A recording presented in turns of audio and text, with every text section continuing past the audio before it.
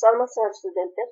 Курулушту уюштуруу технологиясы жана аны уюштуруу сабагынан Исмаилова Токобаевна. Силер менен бүгүн курулуш өндүрүшүн тармактык пландоо деген темадагы лекциялык сабакты өтөбүз. Карала турган суроолор. Биринчи суроо. Курулушту уюштурууда колдонуучу моделдер. Экинчи суроо. Тармактык графиктин элементтери. Үчүнчү суроо. Тармактык модели чыгаруунун жана түзүүнүн тартиби. Сабактын максаты курулушту уюштурууда колдонуучу моделдер менен таанышуу, тармактык графиктин элементтерин үйрөнүү, тармактык модельди түзүүнү, анализдөөнү жана корректировкалоону оңдоону үйрөнүү. Курулушту уюштурууда колдонуучу модельдер. Модель бул изилдөө ишин жөнөкөйлөтүүгө багытталган объектинин шарттуу сүрөтү. Курулушта колдонуучу негизги модельдер болуп, бул календардык сызык графиктери, грант графиктери деп аталат, убакыттын масштабында иштин иретин жана убактысын көрсөтөт. Экинчи, циклограммалар. Координаттар тутумундагы жантайымкы сызыктар түрүндөгү иштин жүрүшүн чагылдырат. Үчүнчү түрү тармактык модельдер. Тармак катары сүрөттөлгөн модельдер. Сызыктуу графиктерди түзүү оңой, себеби алар жөнөкөй жана курулуш иштеринин жүрүшүн так көрсөтөт. Бирок алар курулуш процессинин татаалдыгын чагылдыра алышпайт, ошондуктан төмөндөгү кемчилдиктерге ээ. Календардык график бул сызыктуу графиктердин бирөөсү, статикалык, туруктуу, курулуш процесстеринин кыймылын чагылдырбайт жана ар дайым тактоону талап кылат. Календардык графикти иштеп чыгып, макулдашып, бекитип бүткүчө дагы бир өзгөрүүлөр пайда болуп кетиши мүмкүн. Натыйжада графигибиз иштин так абалын чагылдыра алат. Сызык графиктен курулуштун кандайча жүрүп жаткандыгын, графиктен алдыдабызбы же артта калып калдыкпы, канча убакытта артта калдык же алдыда экенибизди аныктоо кыйын. Сызыктуу график боюнча бир же бир нече жумуштун аткарылбай калгандыгы башка жумуштарды аткарууга кандай таасирин тийгизери жана убакыттан канча отуруп жатканыбызды аныктоо кыйын. Графикте курулуштун убактысын аныктаган жумуш белгиленбейт. Экинчи орундагы жумуштардын ролу да көрүнбөйт. Натыйжада подрядчиктер көңүлдөрүн курулуштун чечүүчү участокторуна эмес, бардык жумуштарына бурууга аргасыз болот. Сызык графиги курулуш объектисинде болуп жаткан окуялардын жүрүшүн алдын ала айтуу мүмкүнчүлүгүн бербейт. Бул подрядчиктин кийинки жумуштарды жүргүзүү үчүн туура чечим тандоону кыйындатат. Ал эми тармактык модельдерде мындай кемчиликтер жок жана эсептөөлөр компьютерде да чыгарса болот. Тармак модели деп объекти куруу процессинде курулуш монтаждоо иштеринин технологиялык жана уюштуруучулук байланыштарын чагылдырган моделди айтабыз. Тармак модели жебелерден жана тегерекчелерден турган график, жумуш жана окуя деген түшүнүктөрдүн негизинде түзүлөт. Тармак графиги бул объекти же бир нече объекти иштерин технологиялык иретин, алардын узактыгын жана бардык убакыт параметрлерин, ошондой эле курулуштун жалпы куруу убактысын чагылдырган графикалык сүрөт. Тармактык графиктин өзгөчөлүктөрү. Жумуш менен жумушту аткаруунун технологиялык иретинин ортосундагы байланыш чоң. Объекттин куруу мөөнөтү кайсы жумуштун бүтүшүнөн көз каранды экендигин так аныктоого болот. Тармактык графикти жакшыртуу максатында иштин иретин жана узактыгы боюнча бир нече варианттарды жасап туруп, ошонун ичинен эң жакшысын тандап алсак болот. Курулуштун жүрүшүн контролдоону жеңилдетет. Курулушту пландаштырууда жана башкарууда графиктин параметрлерин эсептөө үчүн компьютерлерди колдонсо болот. Тармактык график 4 элементтен турат: жумуш, окуя, күтүү жана көз карандылык. Бул сүрөттөн силер ушул элементтердин графикте кандай болуп көрсөтүлгөнүн көрүп турасыңар. Жумуш түз сызык менен белгиленет. Бул деген убакытты жана эмгек материалдык чыгымдарды талап кылган элемент. Окуя тегерекче менен белгиленет. Бул жерге убакыт дагы эч кандай ресурс талап кылынбайт. Күтүү жумушка окшош эле болот. Бул жерде только убакыт гана кетет күткөнгө. Эч кандай материалдык эмгек ресурстар талап кылынбайт. көз карандылык пунктирный линия менен белгилейбиз. Бул жерде убакыт дагы талап кылынбайт, жумуш, эмгек жана материалдык ресурстар дагы талап кылынбайт. Эми ушул элементтердин ар бирине токтолуп өтөйүн. Жумуш бул убакытты, эмгекти жана материалдык ресурстарды талап кылган жана белгилүү бир пландаштырган натыйжага жетиш үчүн жүргүзүлгөн технологиялык процесс. Графикте жумуш узундугу иштин узактыгына байланышпаган, үзүксүз сплошной жебе менен көрсөтүлөт, эгерде график убакыт максаттарында эмес болсо. Жумуш мына түз сызык менен белгиленет экен, сплошной жебе менен, стрелка менен. Жебенин үстүндө жумуштун аты, алдында канча күн, канча смена, канча адам иштейт белгилениш керек. Ожиданияны эмне пунктирный сызык менен белгилейт экенбиз. Кийинки ишти баштоо үчүн зарыл болгон же бир нече жумушту аяктагандык фактысы окуя деп аталат. Окуя бир мезгилде болгондуктан буга убакыт дагы, материал дагы, эмгек дагы талап кылынбайт. Окуя тегерекче түрүндө көрсөтүлөт дагы, анын ичи 4 секторго бөлүнөт. Биринчи сектор жогортукта окуянын номери, сол жактагы секторда ушул окуяга келген жумуштун бүтүшү же болбосо кийинки жумуштун башталыш убактысы жазылат. Оң жактагы секторда кийинки жумуштун кеч башталышы жана мурунку А жумушунун кеч бүтүш убактысы жазылат. Ал эми төмөндөгү секторда могул жумуш кайсы окуядан кийин болуп атат, ошол окуянын номери жазылат. Окуялар алгачкы, эң аяккы, баштапкы жана акыркы болуп бөлүнөт. Алгачкы окуя деген бул объектинин курулушунун башталышы. Бул окуядан мурун эч кандай жумуш болбойт, окуя тармактык графиктин башталышы болуп эсептелет. Эң аяккы окуя деген бул уже иштин бүтүшү. Графиктин дагы, иштин дагы бүтүшү, бул окуядан кийин эч кандай иш жок. Окуя бир иште чектейт. Ошондуктан ошол ишке байланыштуу баштапкы жана акыркы болуп бөлүнөт. Баштапкы окуя каралып жаткан иш үчүн башталышы жана кийинки жумуш үчүн акыркы болуп саналат. Акыркы окуя ушул иштин аяктаган фактын аныктайт дагы, кийинки жумуш үчүн баштапкы окуя болуп эсептелет. Муну биринчи, экинчи, үчүнчү, төртүнчү деп номер койсок кружочектерге окуялардын, жумуш мынагу жумуш 1, 2 деп аталат. Биринчи окуя, биринчи, экинчи жумуштун баштапкы, алгачкы окуясы, буга чейин эч кандай иштер жок. Ал эми экинчи окуя, биринчи жана экинчи жумуштун бүтүшү, ошол эле мезгилде экинчи, үчүнчү жумуштун башталышы болуп атат. Көрдүңөрбү? Бир жумуштун аяктаган фактысы, ал эми кийинки жумуштун башталуу фактысы бул окуя болуп атат. Курулуш жүрүп жаткан мезгилде жумуштарды аткаруулардын ортосунда тыныгуулар болот.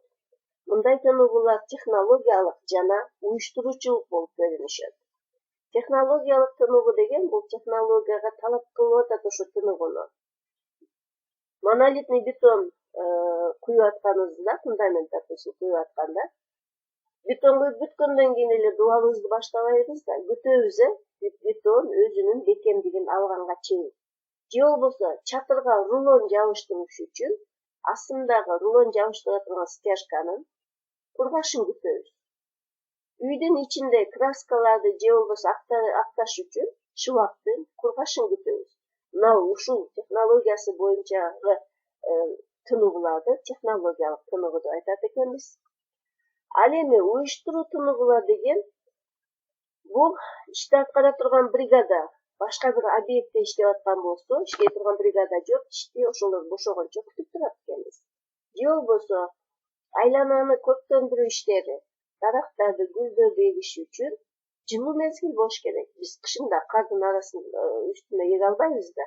ушул бул неме бүтүрү уюштуруучулук уюштуруу тыныгылар деп аталсак болот экен. Мына технологиялык тыныгыларды биз күтүү деп айтабыз. Күтүү убакытты талап кылат дагы материалдык жана эмгек ресурстарды талап кылбаган процесс. Жумушка эле окшотулуп белгилейт экенбиз, үстүнө эмне себептен күтүп атабыз ошону жазабыз дагы. Убакыт жазылбайт. Мына жумушта штукатурный работа 5 күн 10 адам иштейт деп берип атабызбы? А штукатурканы кургашын күтүп атабыз, жөн эле 4 күн күтүп атабыз. Адамдардын саны жок. Адамдар бул жерде отуруп күтүп аткан жок да, жөн эле убакыт эле кетип атат. Курулуш монтаждоо иштеринин айрым түрлөрүнүн ортосунда технологиялык көз карандылыктар болот. Мисалы үчүн, имараттын крышасын, чатырын жаппай туруп, биз ичиндеги майлап сырдоо жасалгылоо жумуштарын же болбосо технологиялык жабдууларды орното албайбыз. Туурабы? Жер астындагы коммуникацияларды тартпай туруп, биз көпкөндөр иштерин баштабайбыз. Себеби алар бүтпөстөн биз баштап алсак, кийин ал бүткөндөн кайрадан аларды жасашка туура келет. Значит, коммуникацияларды тартуу иштеринен көз каранды болот экен көпкөндөр иштери. А чатырдын жабылышынан анын ичиндеги иштердин жасалышы көз каранды болот. Көз карандылык деген кээде фиктивная работа деп дагы айтышат. Иштин технологиялык же уюштуруучулук бири-бири менен болгон байланышын аныктайт.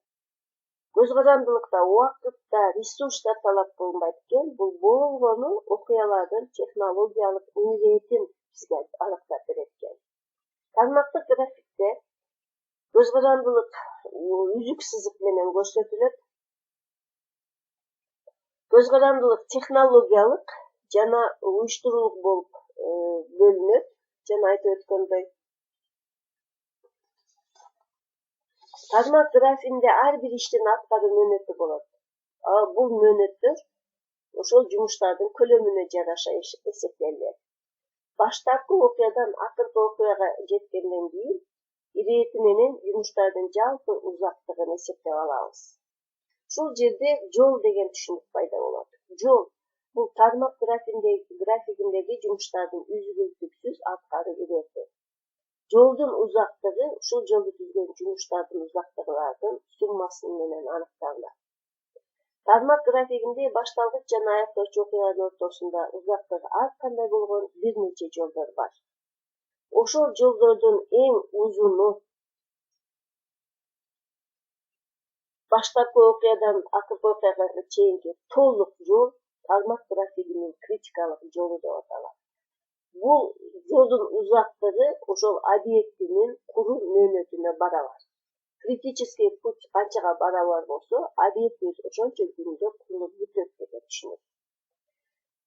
Критикалык жолдо жаткан жумуштун узактыгынын өсүшү иштин жалпы узактыгын жогорулатат. Демек, бул жумуштардын кыскаруусу объектинин курулуш мөөнөтүнүн кыскарышына алып келет экен. Критикалык жол тармактык графикте калың сызык менен же эки катар сызык менен белгиленет. Узундугу критикалык жолдон азыраак болгон жол критикалык жолдун алдындагы подкритический деп аталат дагы. Критикалык жолдогу иштердин мөөнөтүн кыскартуу менен подкритикалык жол бизге критикалык болуп калышы да мүмкүн. Тармактык графикти түзүүнүн өзүнчө эрежелери бар. Биринчи, тармак графигин түзүүнү жеңилдетүү жана сызыктар бири-бири менен кесилишпеси үчүн жебелердин багытын солдон оңго карап алабыз. Экинчи, ар бир иштин өзүнүн номери, коду болуш керек. Башталышы жана аякташы бир параллелдүү жумуштар үчүн кошумча окуяларды киргизүү керек. Антесе ар кандай окуялар бир аталышка ээ болуп калат. Муну түшүндүрүп кетейин. Бир мезгилде 3 жумуш параллельно аткарылып атат. Электромонтажный, установка, столярка, сантехникалык иштер. Ушуну графигин түзүп атканда мындай кылып түзсөк туура эмес болуп калат экен. Бардыгынын эле коду бир болуп калат экен. 1-2. Ал үчөө 3 башка жумушта. Ошон үчүн кошумча мындай окуяларды киргизип эткенбиз дагы. Электромонтаждын коду канча болуп калды? 1-2. Установка, столярка канча болуп калды? 1-4. santexnika bir güç болуп калды. Өзүңөрдү ушундай кылып кошумча окуяларды киргизишибиз керек экен. Тармактык графикти тупиктер, эч кандай жумуш чыкпаган окуялар жана куйруктар болбош керек дейт. Тупик деген көрдүңөрбү? Мына жерде келип атат эле 4-чү событие. Өзүнчө эле бир жерде калып кетет тупиктер. Будан эч кандай жумуш чыкпайт. Бир жерге барып бүтүш керек бул сөзсүз түрдө. Ошон үчүн тупикте мындай болбош керек экен. А хвост деген куйрук. Мына жерде 4-чү жумуш өзүнчө эле пайда болуп калды. А буга чейин бир жумуш жасалып, андан кийин бул жумуш башталыш керек деп туурабы? Ошон үчүн мындай хвосттор дагы болбош керек экен. Окуяларды номерлерин коюшубуз керек. Мурунку окуянын номери кичинекей болот, биринчи иш 5 болсо, кийинки жумушубуз уже окуя 6-чы болот. Окуяларды номерлөөдө тармак толугу менен түзүлүп бүткөндөн кийин, тармакты технологиялык жактан туура түздүкпү, ошону текшерип алгандан кийин гана номерлерин коюп чыгышыбыз керек экен. Тармактын биринчи версиясы жумуштардын аткаруу мөөнөтүнө карабастан, технологиялык иретине жараша түзүлөт. Ошондуктан бул жерде жебирлердин узундугу эч кандай маанилүү эмес. Критикалык жолдун узундугун башка критикалык эмес жолдун узундугу менен салыштырып, критикалык эмес иштин узактыгын белгилүү бир убакытта көбөйтсөк да, курулуштун жалпы убактысы көбөйбөйт. Бул күндөр убакыттын резервдерин түзөт. Алар жеке же жалпы болуп бөлүнүшөт. Жумуш убактысынын жеке резерви деп бул бир ишти аткаруу мөөнөтүн көбөйтсөк же жумушту эрте баштасак да, кечирээк баштасак дагы, кийинки баштала турган жумуштун башталуу убактысы өзгөрүлбөй турган убакыттын көлөмүн айтат экенбиз. Ал эми жалпы толук убакыт резервинде бир жумуштан өткөн эң узак жолдун узактыгы критикалык жолдун узундугунан ашпаган шартта иштин узактыгын көбөйтүүгө мүмкүн болгон жумуш убактысынын көлөмүн айтабыз. Тармактык графикти түзүүнүн ирети. Тармактык графикти түзүш үчүн биз объектинин куруу технологиясын жана курулуш иштерин уюштуруусун тактап, толук билип алышыбыз керек. Тармактык графикти түзүш үчүн эмнелер керек болот? Биринчи кезекте жумуш документациясы, проект, анан смета керек болот экен. Жумуштарды аткаруу долбоору, ТПР керек болот. Технологиялык карталар, ресурстарды объектиге ташып келүү маалыматы, курулуш иштерин аткаруу үчүн колдонулуучу машиналар жана жабдуулардын түрлөрү, курулуш бригаданын курамы жөнүндө маалымат, нормалык ченемдик документтер жана эмгек чыгымдарынын калькуляциялары керек болот экен. Ушул нерселердин негизинде аныктоочу карталарды, карточка определитель дегенди иштеп чыгат экенбиз дагы. Ушул тармактык графикти түзүш үчүн негизги баштапкы документ болуп эсептелинет. Тармактык график алгачкы окуядан баштап акыркы окуяга чейин түзүлөт. Тармактык графикти түзүү ичинде иштердин иретин жана бири-бири менен байланышын төмөнкүдөй суроолор менен чечип алсак болот экен. Жаңы жумушту баштоо үчүн кандай жумуштар жасалыш керек жана кандай шарттар түзүлүш керек. Ушул жумуш менен катар эле параллельно кандай жумуштарды жасасак болот? Бул жумуш аяктагандан кийин кайсы жумушту баштайбыз? Ушул жумуштардын жекече ортосунда технологиялык байланышты чагылдырган жана тармактык графиктин логикалык туруктуулугун, анын үлгүлүү жумуш топтомуна ылайык келишин камсыз кылган график түзүшүбүз керек. Тармактык графиктин биринчи вариантын түзүп бүтүп, критикалык жолду аныктап, ар бир жумуштун параметрлерин эсептеп, убакыттын запастарын аныктап алгандан кийин тармактык графикти анализдешибиз, талдашыбыз керек экен. Тармактык графикти оңдоо, оптимизациялоо деп кирешелүү натыйжаларга жетишүү үчүн графиктин параметрлерин пландаштырылган көрсөткүчтөргө жеткирүү үчүн анын баштапкы версиясына мүмкүн болгон өзгөртүүлөрдү киргизүүнү айтабыз. Бул өзгөртүүлөрдү киргизүү үчүн курулуш монтаждоо иштеринин убактысын кыскартуу, же аларды аткаруунун технологиялык иретин өзгөртүү жана кыйла пайдалуу жана мүмкүн болгон технологиялык чечимдерди кабыл алуу кээде долбоордук чечимдерди табуу керек болот. Тармактык графикти оңдоо курулуштун белгиленген бүтүрү мөөнөтүнө, эмгек жана материалдык ресурстарга жана башка керектүү көрсөткүчтөргө ылайыктуу жүргүзүлүшү керек. Тармактык графиктин биринчи эле вариантында критикалык жол келишимдеги каралган курулуштун мөөнөтүнөн аз болсо, график оптималдуу деп эсептелинип, ошол график боюнча курулуш иштерин баштай берсек болот. А эгерде критикалык жол куруу мөөнөтүнөн көп болуп калса, анда критикалык жолду кыскартышыбыз керек экен. Кантип кыскартабыз? Биринчи кезекте жумушчуларды критикалык эмес иштен критикалык ишке көбүрөөк коюшубуз керек экен дагы. Ошондо критикалык иштин мөөнөтү кыскарып, ал эми подкритикалык эмес иштин узактыгы запастын чегинде көбөйүшү мүмкүн. Экинчи, критикалык ишти аткарыш үчүн кошумча эмгек жана материалдык ресурстарды тартсак болот. Үчүнчү, тармактык графиктин топологиясын карап чыгышыбыз керек экен.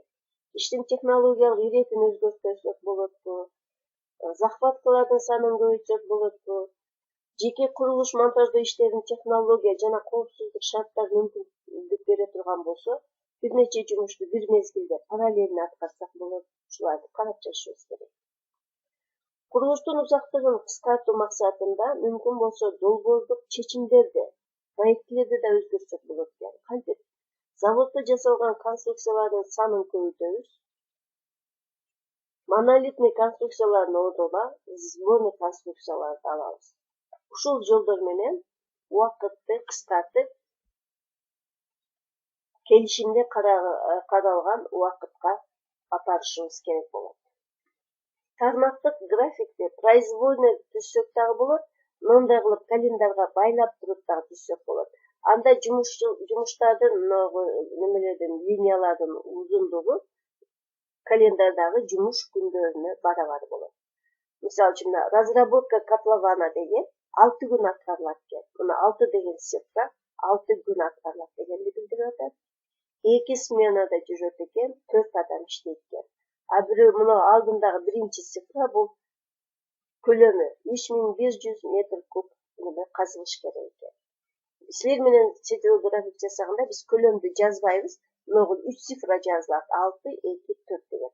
6 деген жумуштун мөөнөтү, 2 деген канча смена иштейт, 4 деген канча адам иштейт дегенди билдирет. Карточка определительди жасап алып туруп, анан ошонун негизинде биз тармактык графикти жасайбыз. Карточка определительди жасаганды биз билебиз. Календарный графикти жасаганбыз, жумуштардын көлөмү, канча адам иштейт, канча машина иштейт, канча күн болот, ошого жараша кандай материалдар керек болот, ошолорду аныктап алабыз дагы, ушул боюнча графикке апарып, графикти түзөбүз. Тармактык графиктин схема, ушундай схема сызып алып, модели схема чыгарабыз. Муну жана мен айткан кружочектер, окуялар, түз сызыктар менен, жебелер менен жумуштарды белгилейбиз. Ал эми пунктирный жебелер менен зависимость белгилейбиз деп атабыз. Мунугу башталгыч, эң алгачкы события, ошон үчүн 0 деп неме коюп атат, номер коюлуп атат. Кийинки жумуш биринчи неме болуп атат, биринчи жумуш, экинчи жумуш, көрдүңөрбү жумуштарды немелердин номерлери, событиялардын номери коюлуп атат. Үстүндөгү 4 деген бул жумуштун мөөнөтү жазылып атат. Кантип аныктайбыз? Биринчи кезекте мындай модельди түзүп алабыз. Жумуштардын мөөнөтүнө карабай эле жөн эле схемасын сызып алабыз дагы. Экинчи кезекте анан ушул немелерди, продолжительностьтарды коюп чыгабыз. Коюп чыккандан кийин анан эсептеп баштайбыз. Сектордун мунугу сол жагын табыш үчүн буга чейинки окуянын сол секторундагы цифрага мынугу цифраны кошобуз. 0го 4тү кошсок канча? 4. Дальше 4'ге 4'ті қоссақ қанша? Неге 10 болып қалды? Графикті есептеп атқанда оң жаққа қарап кетіп атқаныңызда ең көп максимальный путты алышыңыз керек. 4'ті 4'ге қоссақ 8 деп жазышыңыз керек эле, бирок ошол эле мезгилде буга нобул иш дагы келип атат. Бул иштин мөөнөтү канча экен? 10 экен. 3'ге 5'ти қоссақ 8 болуп атат. Бул жерде бул да 8'ди туура албай атабыз. Неге 10 деп алдык? 10 каяктан чыкты? 10 мындан чыгып атат. 6'га 4'тү қоссақ 10. Оң жакка карап эсептеп кетип атканыбызда максимальный цифраны алып кетебиз, ал эми кайтканда наоборот минимальныйды алабыз. Мисалы үчүн 10'го 7'ни қоссақ 17, бул жерде 21 деп турат. 21 каяктан чыкты? Мына 13 кошулган 8 21. Эми кайттык. Кайтканда сектордун оң жагындагы немени толтурушубуз керек. 21'ден 8'ди алсак канча? 13. 21'ден 4'тү алсак 17. 17'ден 5'ti алсак 6 деп жазылып атат. Неге? 10'unu алып атат. 10'дон 4'tү алып атат. Могу жерде оң жактагы неме менен, сектор менен сол жактагы секторлордун немеси айырмасы 0'га барабар болгондо ушул жерден критический путь өтөт. Критический путьту мына баягы мен түшүндүргөндөй двойной линия менен белгилеп атышат. Кандай менен кетип атат? 0, 1, 2, 5, 6, 21. Значит, ногул объект 21 күндө күтөт экен. Мына акырына келип 21'di алдыкты. Ушул бизге жумуштардын мөөнөтүн, узактыгын билдирет. А бул график болсо масштаб, убакыт масштабында түзүлүп атат. Жана мен айткандай, күндөргө бөлүп алабыз дагы. Значит, ногу немелердин буюнасы, линиялардын буюнасы ошол жумуштардын аткаруу мөөнөтүнө, күнүнө барабар болот. Но график алдында жумушчулардын иштөө графиги түзүлүп тур. Бул жерде критический путь гана 0, 1, көрдүңүзбү, мындай менен кетип атат. Баягы эле схеманы убакыт масштабында гана түзүп атабыз. Текшерүү үчүн суроолор. Курулушта колдонулчу модельдердин түрлөрү. Тармактык графиктин элементтери жөнүндө айтып бергиле. Критикалык жол деген эмне? Тармактык модельди түзүүнүн ирети. Тармактык графикти корректировкалоонун кантип жүргүзөт жана эмне максат менен жүргүзүлөт? Ушул суроолорго жооп жазгыла. Көңүл бурганыңар үчүн чоң рахмат.